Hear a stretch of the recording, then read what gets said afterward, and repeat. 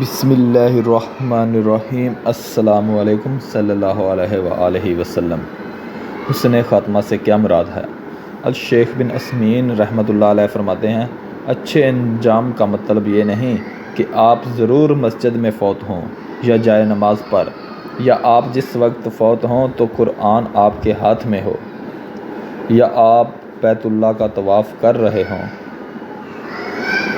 تمام مخلوقات میں سے بہترین حضرت محمد صلی اللہ علیہ وآلہ وسلم جس وقت فوت ہوئے وہ اپنے بستر پر تھے۔ آپ صلی اللہ علیہ وآلہ وسلم کے دوست ابو بکر صدیق رضی اللہ تعالی عنہ جو صحابہ میں سے بہترین تھے، وہ اپنے بستر پر فوت ہوئے۔ خالد بن ولید رضی اللہ عنہ جن کا لقب سیف اللہ تھا، وہ اپنے بستر پر فوت ہوئے، لیکن حسن کا خاتمہ یہ ہے کہ آپ اس حال میں فوت ہوں کہ شرک سے پاک ہوں۔ حسن خاتمہ یہ ہے کہ آپ اس حال میں فوت ہوں کہ نفاق سے پاک ہوں۔ حسن خاتمہ یہ ہے کہ آپ اس حال میں فوت ہوں کہ آپ بدعتوں سے پاک ہوں۔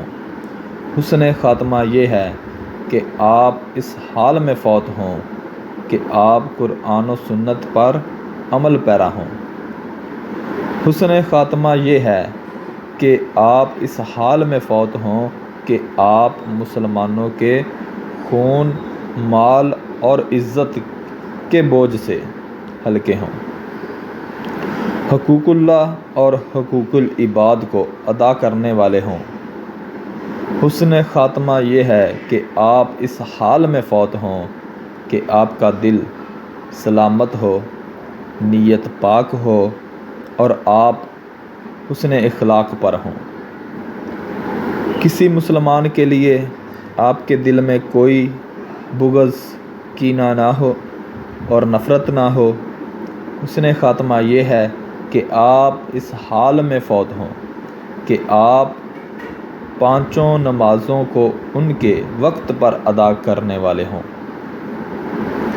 اے اللہ پاک، تمام کاموں میں ہمارا انجام اچھا کر دے اور ہمیں دنیا کی رسوائی اور آخرت کے عذاب سے بچا لے، آمین یا رب العالمین۔